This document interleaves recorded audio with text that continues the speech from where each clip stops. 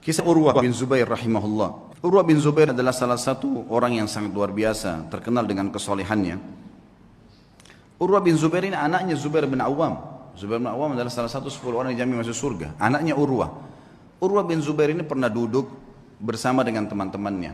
Ada Abdullah bin Zubair, saudaranya sendiri, yang terkenal nanti sempat jadi khalifah beberapa saat. Kemudian ada Abdul Malik bin Marwan. Dan ada lagi satu adiknya Abdul Malik bin Marwan. Duduklah mereka di depan Ka'bah, lagi ngobrol anak-anak muda ini. Kemudian mereka sambil berkata, cobalah kita saling memohon kepada Allah, berharap sesuatu yang paling dia harapkan di depan Ka'bah. Siapa tahu Allah kabulkan. Berkatalah Abdullah bin Zubair, saya berharap menjadi khalifah, menguasai Hijaz, Mekah dan Madinah. Lalu adiknya berkata, saya mau menjadi penguasa Khurasan, wilayah Persia. Abdul Malik mengatakan, kalau itu angan-angan kalian, maka saya berharap menjadi khalifah muslimin secara umum, menguasai semua wilayah Islam. Tiga-tiganya sudah berangan-angan, lalu mereka kembali kepada Urwah. Wahai Urwah, kalau kamu bagaimana? Kata Urwah, semua yang kalian harapkan duniawi, berharap menjadi khalifah, berharap menguasai ini dan seterusnya. Kalau saya berharap menjadi seorang alim ulama muslimin, mengajarkan mereka tentang halal haramnya sang pencipta Allah, dan saya berharap balasan darinya. Maka selesailah, bubarlah mereka ini. Ternyata subhanallah, angan-angan itu dikabulkan oleh Allah. Abdullah bin Zubair sempat menjadi khalifah beberapa bulan, adiknya juga sempat menjadi gubernur di Khurasan. Abdul Malik setelah itu menjadi khalifah muslimin yang besar. Dan Urwah bin Zubair pun rahimahullah diterima oleh Allah menjadi alim ulama, sampai menjadi 7 ulamanya Madinah pada saat itu. Ringkas cerita, Urwah bin Zubair pernah diuji oleh Allah subhanahu wa ta'ala. Ujiannya berat. Beliau pernah mendatangi seorang khalifah namanya Al-Walid ibn Abdul Malik. Urwah bin Zubair ini rahimahullah dari Madinah datang ke Damaskus waktu itu. Dia bawa anak laki-lakinya, teman-teman sekalian. Anak laki-laki yang sudah hafal Quran, umurnya sekitar 20 tahun, dibawa sama Urwah, dan ini mau dicetak jadi kadernya dia. Dan waktu itu kebetulan tidak ada anak laki-lakinya kecuali ini, satu orang. Dia punya 4 orang anak, 3-nya perempuan. Dia banggakan anaknya, dibawalah sama dia. Ringkas cerita, begitu memasuk istanahnya Al-Walid rahimahumullah, kemudian anaknya berkata, ayah, saya ingin melihat kuda-kuda kerajaan, bisa nggak? Oh ya silahkan, kata ayahnya, saya akan bertemu dengan Amir Mu'minin, ngobrol, kamu silahkan lihat. Dia lihatlah, lagi ngobrol nih Urwah bin Zubair sama Khalifah Al-Walid, lagi asyik ngobrol, tiba-tiba datang berita, seorang pengawal masuk ketakutan, tiba-tiba memotong pembicaraan khalifah. Dan ini adabnya pada saat itu, ada peraturan di kerajaan tidak boleh memotong pembicaraan khalifah kecuali penting sekali. Datang ketakutan dan akhirnya dia mengatakan, saya harus memotong pembicaraan anda. Kata Al-Walid, kenapa kamu ini? Ada apa memotong pembicaraan saya? Sahabat saya baru datang terus tiba-tiba dipotong. Ada penting? Ada penyerangan musuh? Dia bilang, enggak Amir Mu'minin, ada penting tapi bukan penyerangan musuh. Anaknya Tuan Urwah mati tadi di kandang kuda. Waktu dia lagi nonton kuda kerajaan, ada satu ekor kuda mengangkat kakinya, menendang dadahnya, mati. Sekarang tergeletak mati. Kami bingung mau ngapain nih. Anaknya tadi satu-satunya laki-laki umur 20 tahun mati. Al-Walid kaget. Ini yang tendang kudanya dia, mati di kerajaan dia. Tetap dia shock gitu kan, tidak enak. Tapi subhanallah dia balik ke arah Urwah. Urwah senyum. Lalu Urwah mengatakan, inna lillahi wa inna ilaihi raji'un. Berikan jenazahnya biar saya yang urus. Dengan sangat tenang dia turun dari duduk tadi bersama khalifah. Dia lihat jenazah anaknya, ditutup matanya, diuruslah jenazahnya sama dia, dimandikan. Kata perawi kisah ini, tidak ada setetes pun air mata yang jatuh dari matanya Urwah. Dia urus jenazahnya, selesai.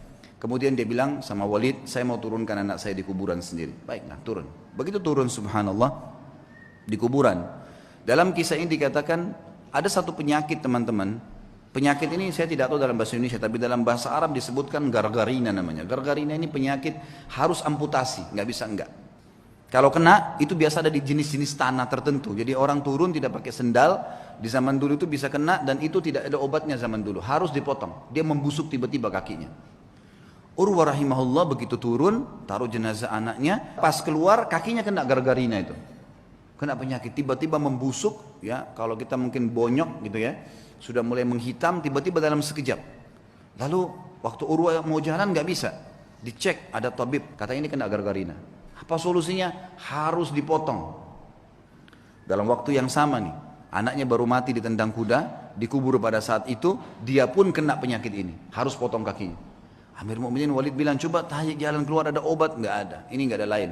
Kata Urwah waktu ditanya, bagaimana Urwah? Senyum, inna lillahi wa inna ilaihi raji'un. Udahlah, potong aja, potong kaki ini, bukan potong daging biasa, ya potong aja. Baiklah, kata Amir Mukminin, baiklah kalau gitu.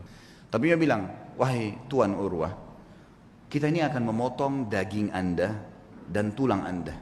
Tradisi kami adalah harus pasien mabuk, minum khamr, tidak sadar, baru kami potong. Kalau enggak bisa. Kata Urwah, demi Allah saya tidak pernah nyentuhkan setetes pun di tenggorokan saya yang haram. Masa sekarang begitu cobaan datang saya mau pakai minum ini? Enggak bisa. Lalu apa solusinya? Pokoknya jangan pakai ini. Musyawarah sama Walid, ya Amir Mukminin, bagaimana nih? Tamu Anda nggak mau minum khamr, kita nggak ada solusi lain. Pikirin cari jalan keluar, tapi yang penting aman. Gak lama kemudian datang tabibnya bawa 10 orang laki-laki, semuanya bodyguard, kekar semua badannya. Kata Urwah, untuk apa nih? Untuk pegang Anda nih. Nggak ada solusi lain, harus pegang, nggak boleh bergerak. Ini daging sama tulang saya akan potong. Gerak sedikit ini sudah salah. Kata dia, saya tidak perlu sama mereka. Lalu apa jalan keluarnya, wahai Tuan? Kaki Anda harus dipotong, kalau enggak nyebar ke seluruh tubuh. Saya akan bertasbih dan bertahlil, berzikir kepada Allah. Kalau kau lihat wajah saya sudah merah, potong kaki saya. Baiklah, suruh keluar semua. Lalu kemudian mulailah tabib ini menyuruh 2 orang pendampingnya untuk menyiapkan segala yang berhubungan dengan kebutuhan untuk memotong itu. Lalu Urwah mulai tutup matanya sambil subhanallah, walhamdulillah, wala ilaha illallah, wallahu akbar. Direnungi dalam hati, diresapi. Dan betul wajahnya berubah jadi merah. Memerah. Kata tabib, betul saya lihat wajahnya merah, saya potong kakinya. Begitu selesai terpotong, kemudian ditahan darahnya, lalu saya mengatakan, kaki Anda sudah kami potong. Dia bilang, alhamdulillah. Biasa. Kakinya dipotong ini, alhamdulillah. Terus kata tabibnya, tapi belum. Darah masih ngucur. Kami butuh memberhentikan darah itu. Kata dia, berhentikanlah.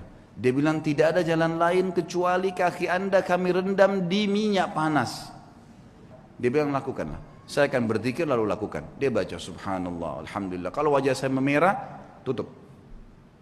Tapi subhanallah manusia, begitu dia berzikir, ditaruh minyak panas, dia sempat teriak sebentar lalu pingsan. Setelah dia bangun, dia bilang, mana telapak kaki saya?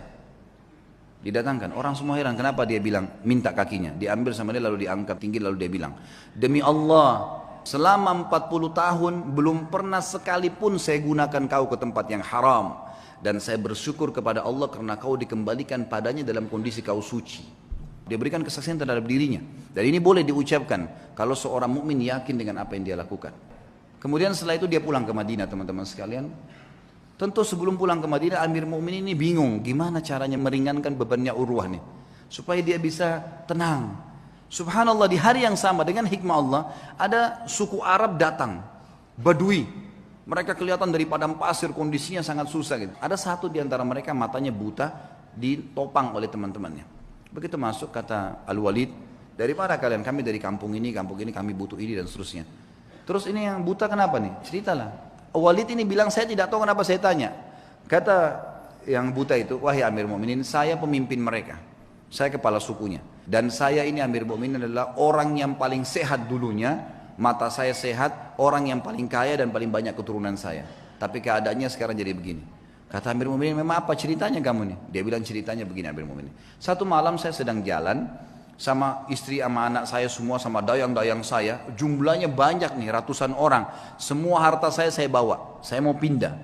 Kami turun di sebuah lembah, tiba-tiba waktu lagi tidur malam, ada banjir nggak tahu dari mana di padang pasir tuh lembah, mengangkat semuanya, kemah-kemah, harta, unta-unta, semua anak istri saya mati semuanya.